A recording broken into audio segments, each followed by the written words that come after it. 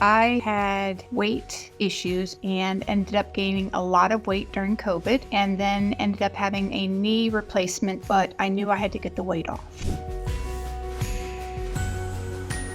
Since my knee surgery, I've lost over 100 pounds. Just being with True 180, probably have hit 60. I have lost at least 10% of my body fat. I've done things I could never do before. I feel a little bit more relaxed as I don't stress about anything anymore. But overall, I think the benefit is just general health.